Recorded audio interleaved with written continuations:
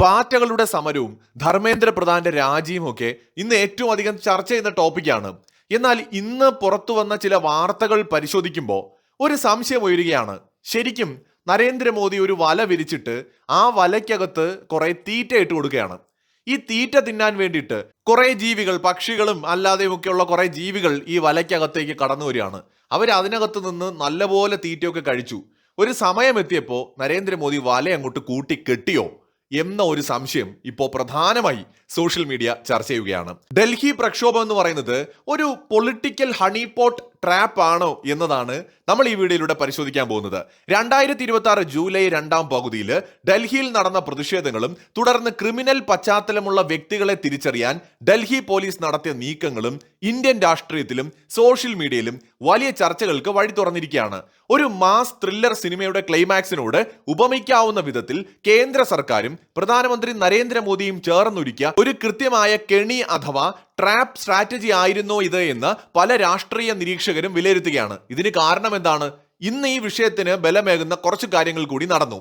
പരീക്ഷാ ക്രമക്കേടുകൾക്കെതിരെയും വിദ്യാഭ്യാസ പരിഷ്കാരങ്ങൾ ആവശ്യപ്പെട്ടും കോക്രോച്ച് ജനതാ പാർട്ടി യുവജന പ്രസ്ഥാനത്തിന്റെ നേതൃത്വത്തിൽ നടന്ന പ്രതിഷേധങ്ങൾക്കിടയിൽ ഗവൺമെന്റ് കൃത്യമായ നിരീക്ഷണങ്ങൾ നടത്തിയിരുന്നു. സംഘർഷത്തിന് ശേഷമുള്ള അന്വേഷണത്തിന്റെ ഭാഗമായിട്ട് പ്രതിഷേധ സ്ഥലത്തെയും പരിസരങ്ങളിലെയും നേരത്തെ തന്നെ സ്ഥാപിച്ചിരുന്ന CCTV ദൃശ്യങ്ങളും AI അടിസ്ഥാനമാക്കിയുള്ള ഫേഷ്യൽ റെക്കഗ്നൈസേഷൻ സിസ്റ്റവും ഉപയോഗിച്ചുകൊണ്ട് ഡൽഹി പോലീസ് ഒരു പരിശോധന നടത്തി. ഈ പരിശോധനയിലൂടെ 2873 വ്യക്തികളെ പോലീസ് സ്ക്രീനിങ്ങിന് വിധേയമാക്കി. ഇതിൽ നിന്ന് 989 പേർക്ക് ഗുരുതരമായ മുൻകാല ക്രിമിനൽ പശ്ചാത്തലമുണ്ട് എന്ന് പോലീസ് ഡേറ്റാബേസ് അടിസ്ഥാനമാക്കി സ്ഥിരീകരിച്ചു. എന്നിട്ട് കുറ്റകൃത്യങ്ങളുടെ അടിസ്ഥാനത്തിലുള്ള വർഗീകരണം ഡൽഹി പോലീസ് കൃത്യമായി തയ്യാറാക്കി.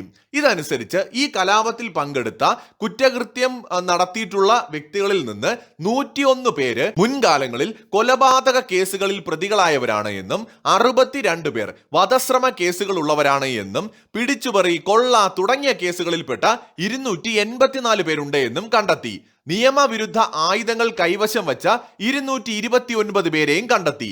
തട്ടിപ്പറി കേസുകളിലുള്ള 135 പേരെയും മയക്കുമരുന്ന് കേസുകളിൽപ്പെട്ട 67 പേരെയും കണ്ടെത്തി. ബലാത്സംഗ കേസുകളിൽപ്പെട്ട 61 പേരും സ്ത്രീകൾക്കെതിരായ അതിക്രമ കേസുകളിൽപ്പെട്ട 25 പേരെയും കണ്ടെത്തി. തട്ടിക്കൊണ്ടുപോകൽ കേസുകളിൽപ്പെട്ട 19 പേരെയും പോക്സോ കേസുകളിൽപ്പെട്ട 6 പേരെയും കണ്ടെത്തി.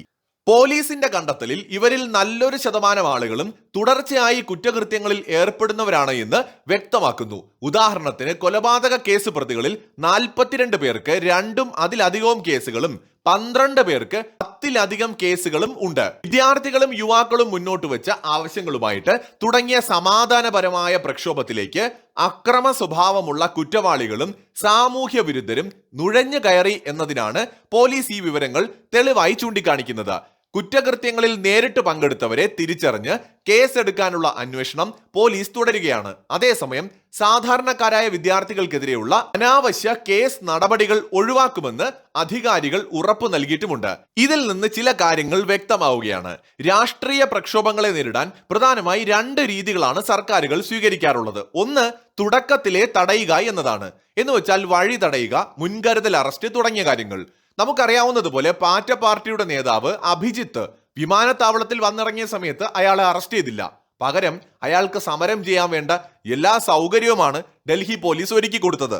ഇതിൽ നിന്ന് തന്നെ കേന്ദ്ര സർക്കാരിന്റെ നീക്കം തുടക്കത്തിലേ തടയുക എന്നതായിരുന്നില്ല. ആയിരുന്നുവെങ്കിൽ സമരം ഉണ്ടായി തുടങ്ങുന്ന സമയത്ത് തന്നെ അല്ലെങ്കിൽ ഉണ്ടാകുന്നതിന് മുമ്പ് തന്നെ അത് തടയാനുള്ള ഓപ്ഷൻ ഉണ്ടായിരുന്നു. പക്ഷെ ഗവൺമെന്റ് അതിന് തയ്യാറായില്ല.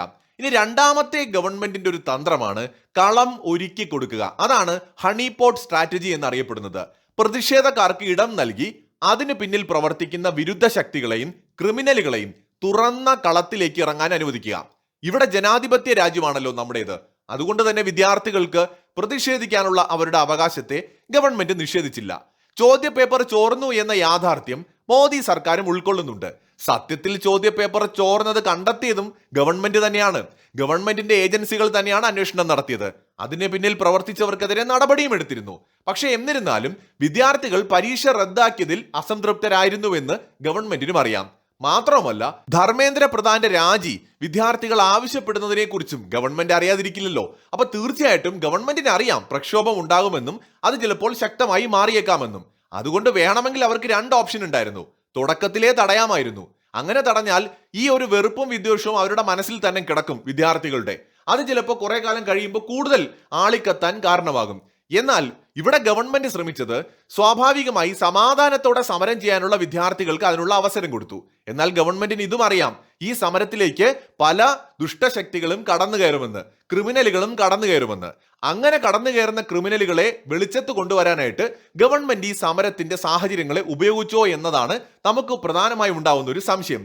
കേന്ദ്ര സർക്കാർ ഇവിടെ സ്വീകരിച്ച രണ്ടാമത്തെ തന്ത്രം, അതായത് തുടക്കത്തിൽ സർക്കാരിന്റെ ഭാഗത്തു നിന്നുണ്ടായ അയവോ നിശബ്ദതയോ ഭരണപരമായ വീഴ്ചയാണ് എന്ന് എതിരാളികൾ കരുതിയെങ്കിലും യഥാർത്ഥത്തിൽ അക്രമികളെയും അവരുടെ സൂത്രധാരന്മാരെയും കൃത്യമായി വലയിലാക്കാനുള്ള ഒരു പദ്ധതിയായിട്ട് ഇത് മാറുകയാണ്. സമരത്തിന് അനുമതി നൽകുകയും ആളുകൾ തടിച്ചുകൂടാൻ അവസരമൊരുക്കുകയും ചെയ്തതിലൂടെ രഹസ്യാന്വേഷണ ഏജൻസികൾക്കും പോലീസിനും തെളിവുകൾ ശേഖരിക്കാൻ എളുപ്പമായി. ഇന്ത്യയിൽ എപ്പോഴെങ്കിലും ഒരു ജൻസി കലാപം ഉണ്ടാക്കാൻ തയ്യാറെടുത്തിരുന്ന ആഗ്രഹിച്ചിരുന്ന എല്ലാവരും ഇതോടെ മോദി തീർന്നു എന്ന് പറഞ്ഞുകൊണ്ട് മറ നീക്കി പുറത്തേക്ക് വന്നു. ഗവൺമെന്റിന് വേണ്ടിയിരുന്നതും അത് തന്നെയാണ്. അത്യാധുനിക AI സാങ്കേതിക വിദ്യയും CCTV ദൃശ്യങ്ങളും ഡ്രോണുകളും എല്ലാം ഉപയോഗിച്ച് ആസൂത്രകരെയും അക്രമികളെയും ഒരേ സമയം കൃത്യമായിട്ട് തിരിച്ചറിയുന്ന ജോലിയിലായിരുന്നു പോലീസും അന്വേഷണ ഉദ്യോഗസ്ഥരും. സമരത്തിന്റെ മറവിൽ കലാപമുണ്ടാക്കാൻ പദ്ധതിയിട്ടവർ കെണിയിൽ പൂർണ്ണമായി വീണു എന്ന് ഉറപ്പായതിനു ശേഷമാണ് പോലീസ് നിയമപരമായ ഡിജിറ്റൽ തെളിവുകളോടെ ഇപ്പോൾ നടപടിയിലേക്ക് കടന്നിരിക്കുന്നത്. വിദ്യാർത്ഥികളുടെയും സാധാരണക്കാരുടെയും സമാധാനപരമായ പ്രതിഷേധത്തിലേക്ക് നുഴഞ്ഞു കയറി കുഴപ്പങ്ങൾ ഉണ്ടാക്കാൻ ശ്രമിച്ച ക്രിമിനലുകളെയും അട്ടിമറി സംഘങ്ങളെയും ഒറ്റയടിക്ക് നിയമത്തിന്റെ മുന്നിൽ കൊണ്ടുവരാൻ പോലീസിന് സാധിച്ചു. എതിരാളികൾക്ക് പ്രവചിക്കാൻ കഴിയാത്ത ഇത്തരം നീക്കങ്ങളിലൂടെ പ്രതിഷേധങ്ങളുടെ മറവിൽ നടക്കുന്ന ക്രിമിനൽ പ്രവർത്തനങ്ങൾക്ക് ശക്തമായ തടയിടാനാണ് സർക്കാർ ശ്രമിച്ചത് എന്നാണ് ഈ സംഭവ വികാസങ്ങൾ വ്യക്തമാക്കുന്നത്. മുമ്പ് കർഷക സമരത്തിൽ ഗവൺമെന്റിനെ നിയന്ത്രിക്കാൻ കഴിയാത്ത തരത്തിലേക്ക് കാര്യങ്ങൾ പോയിരുന്നു. അക്രമാസക്തമായി ഒടുവിൽ ഗവൺമെന്റിന് കാർഷിക ബില്ല് പിൻവലിക്കേണ്ടി വന്നു, നിയമങ്ങൾ പിൻവലിക്കേണ്ടി വന്നു. ആ സമയത്തും നമ്മൾ ഇതുപോലെയുള്ള പ്രവർത്തികൾ കണ്ടതാണ്. ഒരുപക്ഷെ ഗവൺമെന്റ് രണ്ടാമതൊരവസരത്തിന് കാത്തിരുന്ന് കാണും. ഇത്തരത്തിലൊരു ചെറിയ പ്രതിഷേധം ഉണ്ടാകുമ്പോൾ അതിനെ കലാപമാക്കി മാറ്റി വിദ്യാർത്ഥികളെ മുന്നിൽ നിർത്തിയിട്ട് രാജ്യത്തിനെതിരെ ജൻസി പ്രക്ഷോഭം ഉണ്ടാക്കാൻ തയ്യാറെടുത്തുകൊണ്ടിരുന്ന ഓരോരുത്തരെയും മറയിൽ നിന്ന് പുറത്തു ചാടിച്ച് അവരെ കുടുക്കുന്ന ഒരു വമ്പൻ പദ്ധതിയാണ് ഇപ്പോൾ നടന്നത് എന്നാണ് ഈ ഘട്ടത്തിൽ തോന്നുന്നത്. ഇങ്ങനെ പറയാൻ കാരണം ഇന്ത്യയുടെ ദേശീയ സുരക്ഷാ ഉപദേഷ്ടാവ് എന്ന് പറയുന്നത് അജിത് ഡോവലാണ്. ആഭ്യന്തരമന്ത്രി അമിത്ഷായാണ്. നരേന്ദ്രമോദി ഗുജറാത്ത് മുഖ്യമന്ത്രി തൊട്ട് ഇങ്ങോട്ട് അധികാരത്തിലിരിക്കുന്ന ഒരു വ്യക്തിയാണ്. രാജ്യത്ത് നടക്കുന്ന കാര്യങ്ങളെക്കുറിച്ചും നമ്മുടെ ചുറ്റും നടക്കുന്ന കാര്യങ്ങളെക്കുറിച്ചും നമ്മൾ ആരെക്കാളും നന്നായിട്ട് കൃത്യമായ ബോധ്യമുള്ളവരാണ് രാജ്യം ഭരിക്കുന്നത്. പ്രത്യേകിച്ച് 3ാം ടേമിലാണ് മോദി സർക്കാർ. അവർക്കറിയാം നേപ്പാളിൽ എന്ത് നടന്നു, അതിന്റെ പശ്ചാത്തലം എങ്ങനെയായിരുന്നു, ഉക്രൈനിൽ എന്ത് നടന്നു, ശ്രീലങ്കയിൽ എന്ത് നടന്നു, ബംഗ്ലാദേശിൽ എന്ത് നടന്നു, അടുത്ത് ഇന്ത്യയാണ് ടാർഗറ്റ് ചെയ്യുന്നതെന്നൊക്കെ മനസ്സിലാക്കാനുള്ള ബുദ്ധിയൊക്കെ ഭരിക്കുന്നവർക്കുണ്ട്. മാത്രവുമല്ല അപ്രതീക്ഷിതമായിട്ട് കോക്രോച്ച് എന്ന് പറയുന്ന ഒരു പാർട്ടി പേജ് വരുന്നു. അതിന് ഇന്നേ വരെ കാണാത്തത്ര ഒരു ഫോളോവേഴ്സ് ഉണ്ടാവുന്നു. അപ്പോൾ തന്നെ ഗവൺമെന്റിന് മനസ്സിലായി ഇതിന്റെ പുറകിൽ വലിയ കളികളുണ്ട്, അൽഗോരിതത്തിൽ കൃത്രിമം കാണിച്ചിട്ടുണ്ട്. വലിയ ഫോളോവേഴ്സ് അവിടെ വന്നതോടെ ഗവൺമെന്റ് മറ്റൊരു പദ്ധതി പ്ലാൻ ചെയ്തിരിക്കാനാണ് സാധ്യത. ആ പദ്ധതിയിലേക്ക് അഭിജിത്ത് അടക്കം സകലരും വന്നു കയറി കൊടുത്തു. അതിൽ സമാധാനത്തോടെ സമരം നടത്തിയവർക്ക് യാതൊരു പ്രശ്നവുമില്ല. അവരാഗ്രഹിച്ചതുപോലെ ധർമ്മേന്ദ്ര പ്രധാൻ രാജിവെച്ചു.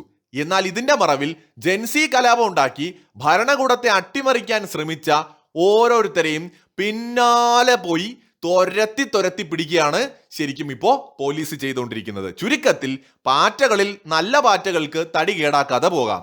എന്നാൽ പാറ്റകളിൽ തീരെ കൂറകളായിട്ടുള്ള പാറ്റകളെ മോദി സർക്കാർ വലയിൽ കുരുക്കി കഴിഞ്ഞു എന്ന് തന്നെ പറയാം.